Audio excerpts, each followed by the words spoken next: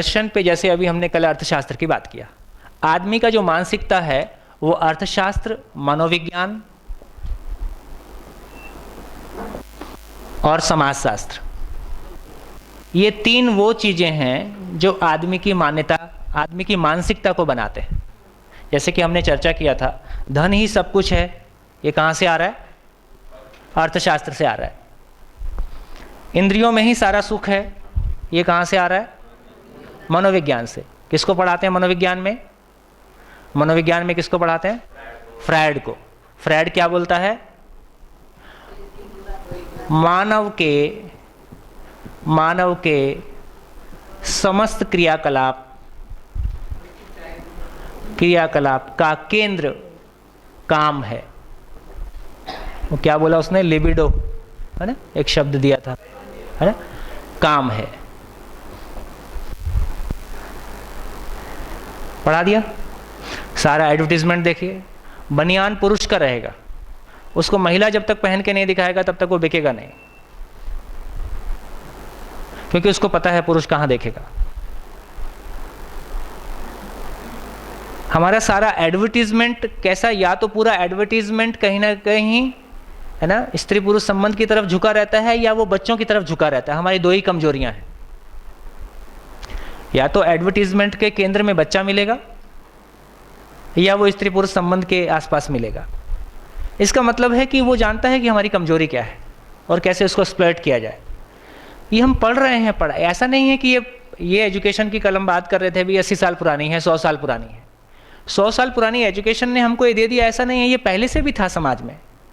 हमारा चेतना का स्तर, जहाँ मानव होने की ज़रूरत है, जहाँ शिक्षा को उसको लेके जाने की ज़रूरत है, वहाँ हम नहीं पहुँचे हैं। तब तक हमारा चेतना का स्तर शरीर के साथ जुड़ा ही रहेगा, इसमें कोई गलती भी नहीं है। लेकिन बेवकूफ़ियाँ हो तो कम से कम मैं बेवकूफ़ी भी करूँ और हीरो भी बनूँ, ये तो ठीक नहीं है। हमारे छोटे बचपन में हम जब गांव में जाते थे, कोई सिगरेट बीड़ी पीता रहता था, कोई बुजुर्ग सामने से आ गया तो पीछे कर लेता था या फेंक देता था। टीचर सामने आ गया, है ना, तो फेंक देता था, छुप जाता था। अभी कैसा है? अभी कैसा है? शराब भी पियो, मैं भी पीता हूँ, साथ में बैठ के पीते हैं, ऑफर ही कर सकते हैं, है ना। गुरुजी भी ऐसे ही हो गए हैं, है ना। तो कुल मिला के एक तो आवश्यकता इस बात की है कि भैया तुम बेवकूफ़ी करो, थोड़ा सर तो झुकाओ। तुम बेवकूफ़ी करके हीरो बनोगे। अभी इंजीनियरिंग कॉलेज में कौन हीरो होते हैं? किसी भी इंजीनियरिंग कॉलेज में, वीसी साहब, इंजीनियरिंग कॉलेज में हीरो कौन लोग रहते हैं? कॉलेज के हीरो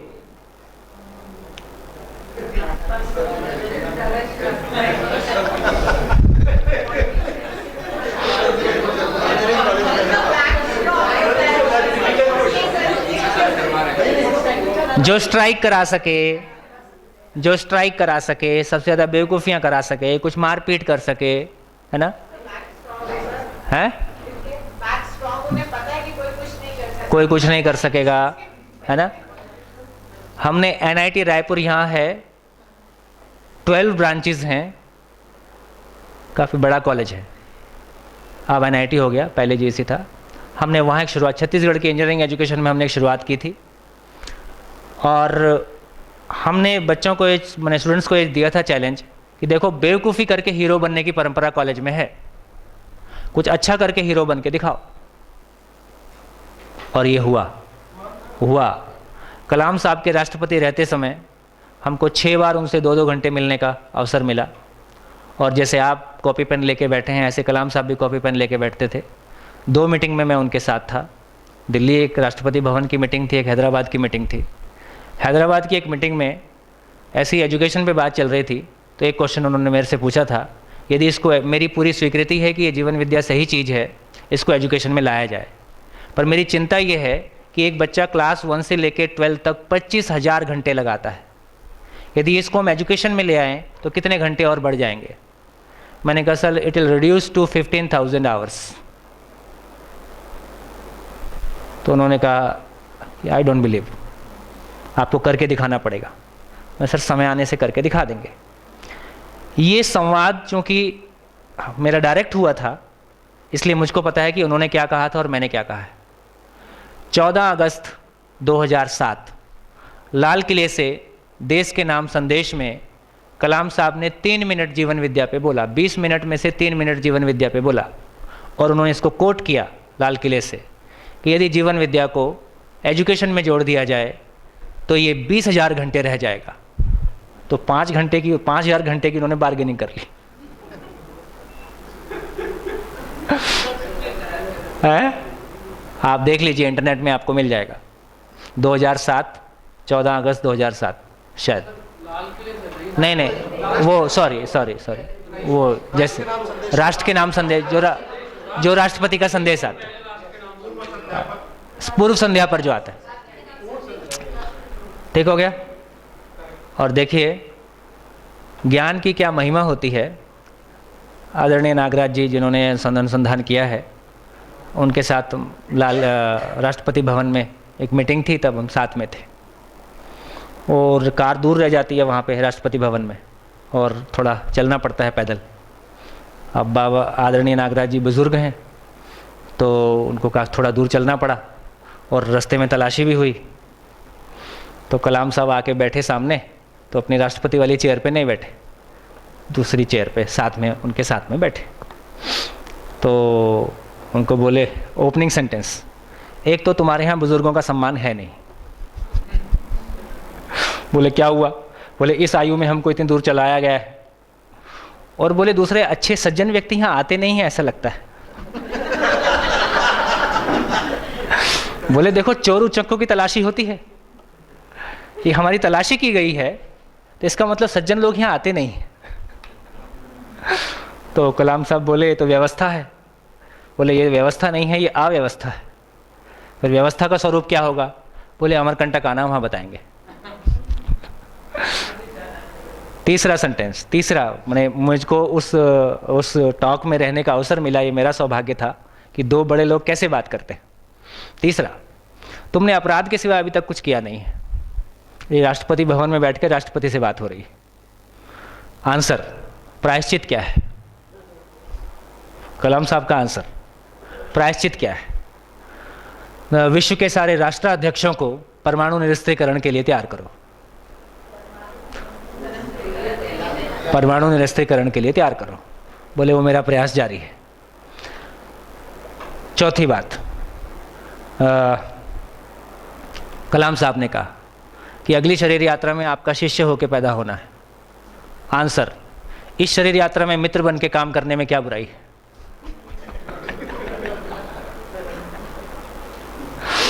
बताइए। फिर बोले नारियल मंगवाओ, और नारियल पानी पीते हैं, साउथ के हैं। अब मैं बोला बाबा यहाँ नारियल कहाँ मिलेगा? बोले हमारे घर में मेहमान आता है, हम उसका सम्मान करते हैं ना, इनको भी ढूंढने दो। अब राष्ट्रपति भवन में ढूंढ मच रही नारियल की। अब दिल्ली तरफ उस समय नारियल कम रहता होगा। फिर लौटते समय गाड़ी वहीं लगाई गई है ना, वहीं से उनको रवाना किया गया, जैसा भी कुछ हुआ। पर मैं सिर्फ ये कहना चाहता हूँ कि इस देश का सौभाग्य है कलाम साहब जैसे राष्ट्रपति का मिलना। तो ऐसे कोई क्षण आते हैं कि देश की किसी जिम्मेदार पदों पे कुछ ऐसे लोग बैठते हैं जिनके बैठने से वो पद सुशोभित होता है। तो आदमी के बैठने से पद सुशोभित हो, या पद की वजह से आदमी सुशोभित हो। आदमी छोटा होता है तो पद की वजह से सुशोभित होना चाहता है, पर हो नहीं पाता है। आदमी बड़ा होता है तो उसको बैठने से किसी कोई पद जिंदा हो जाता है। जैसे कभी स्टेशन के बैठने से इलेक्शन कमिश्नर जिंदा हो गया, आज तक जिंदा हो, उसका भूत आज तक वहीं रहता है। जिंदा ही है, जीना विशेष जिंदा ही है, क्योंकि जीने वाला भाग वहाँ भी मिसिंग है। जीने वाला भाग हमारे संविधान में मिसिंग है। अपेक्षाएं हैं, मानव में समानता की अपेक्षाएं संविधान में है, लेकिन मानव में समानताओं को कैसे हम सुनिश्चित करेंगे ये संविधान में नहीं है। कैसे पे मामला गोल है। अपेक्षाओं को व्यक्त किया है भाई, जब भी किसी को असमानता से देखा जाता है, रंग की वजह से, किसी और वजह से, है ना, वो पीड़ित होता है। तो हम पीड़ा ना पाएं उसके चलते कुछ मानवीय अपेक्षाओं को हमने पहचाना है। उन अपेक्षाओं को हमने बार बार उद्घाटित करने की, कहने की कोशिश की है, लेकिन उन अपेक्षाओं के अनुरूप मानव में योग्यता विकसित हो सके, ये शिक्षा का काम है। तो हमारे संविधान में जो अपेक्षाएं लिखी गई हैं उनको हम जमीन पे उतार सकें तो संविधान की व्याख्या हमने की। संविधान की व्याख्या कौन करेगा? जज नहीं करेगा। संविधान की व्याख्या शिक्षा विभाग करेगा, क्योंकि संविधान सारे आने वाले देश के नागरिकों को शिक्षा तैयार कर रही है।